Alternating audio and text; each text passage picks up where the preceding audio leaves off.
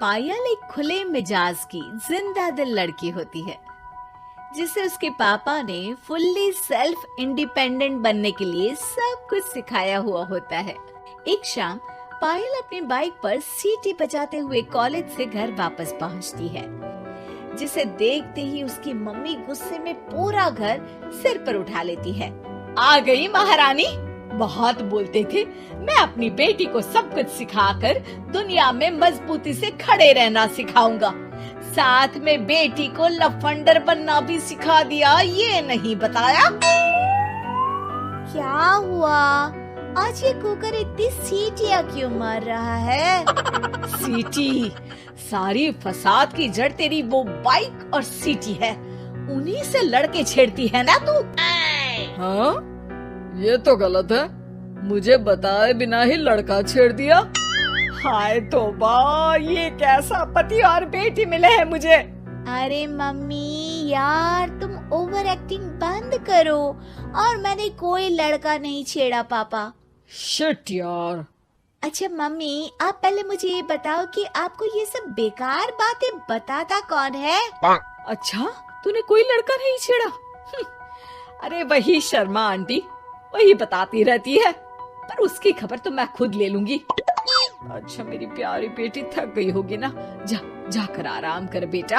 अचानक मम्मी को गर्म से नरम होते देख के पायल और उसके पापा कंफ्यूजन में एक दूसरे को देखने लगते हैं। आंखों से कुछ इशारे होते हैं और पायल वहाँ से चुपचाप चली जाती है। जिसके बाद रात को घर में सबके सोने के बाद दोनों पापा बेटी छत पर मिलते हैं। क्या खबर लाए हो? अरे तुम्हारी मम्मी तो हमसे भी तेज निकली, कोई खबर नहीं मिली। क्या यार पापा, पता नहीं अब मेरी मदर इंडिया कौन सा बम फोड़ेंगी। इसी के साथ दोनों अपने कमरे में वापस जाकर सो जाते हैं। अगली सुबह पायल जैसे ही कॉलेज जाने के लिए तैयार होकर कमरे से बाहर निकलती है तो उसकी मम्मी उसे लड़के वालों के सामने ले जाकर खड़ा कर देती है। जी, ये है मेरी बेटी पायल, थोड़ी चंचल है लेकिन बहुत नेक दिल और होशियार है। देखते ही देखते कुछ घंटों में पायल और शुभम का रिश्ता पक्का हो जाता है, जिसके कुछ दिनों बाद पायल शादी कर अपने ससुराल पहुंच जाती है। सोचा था मम्मी कोई बम फोड़ेंगी, पर उन्होंने तो सीधा मुझे उम्र कैद की सजा ही दे दी। बहू, अब उम्र कैद समझो या बम, रहना तो यही है, निभाना यही है, इसलिए छिछोरी हरकतें बंद करनी होगी। ये आप क्या बात कर रही हो? मैंने क्या किया? इतने मासूम ना बनो, मुझे तुम्हारे कारनामों के बारे में सब अच्छे से पता है।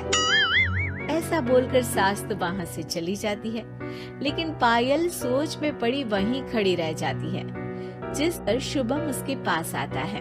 तुम मम्मी की बात का बुरा मत मानना, वो पड़ोस वाली आंटी ने उन्हें तुम्हारी बाइक चलाना, सीटियां बजाते हुए घूमना, बेधड़क सबसे बात करना वगैरह जैसी कुछ बातें बता दी है, जिसे सुनकर उन्हें गुस्सा आ गया है। पर फिक्र मत करना, धीरे धीरे साथ रहने से वो भी ठीक हो जाएंगी। Thanks for your concern, but I don't care. Payal सीधा अपने कमरे में चली जाती है।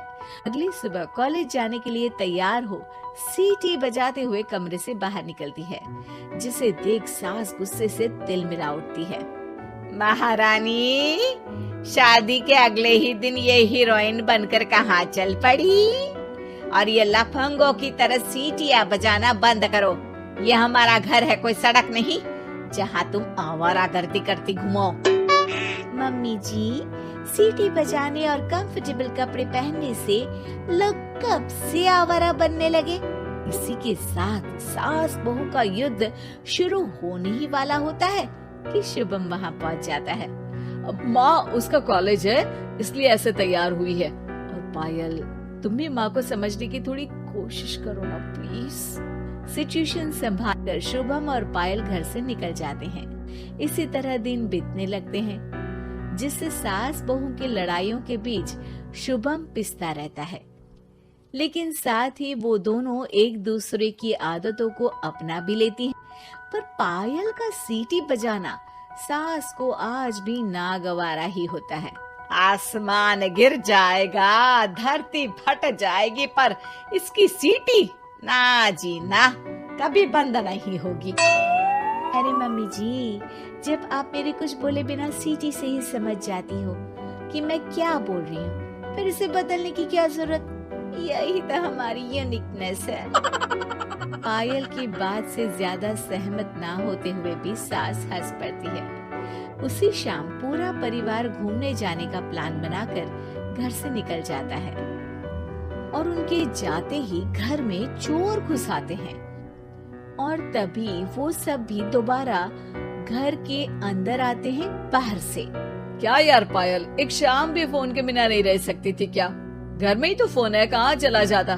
अब जल्दी अंदर जाकर अपना फोन लाओ, मम्मी और मैं यहीं बाहर वेट करते हैं।